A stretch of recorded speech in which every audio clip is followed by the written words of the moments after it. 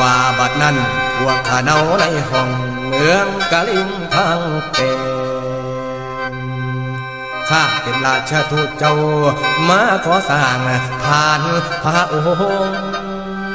สามมงคลสร้างปัจจัยตัวประเสริฐถ้าไปตกหิงห้องทางกรรมว่าที่ได้ฟ้าฝนไหลนองหงตกลงบ่ได้ขาด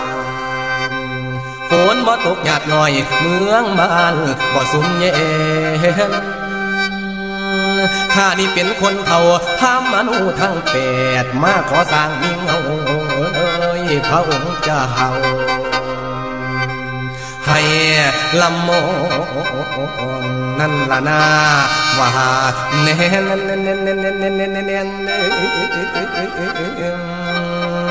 โอ้ยน้องโอ้ยนา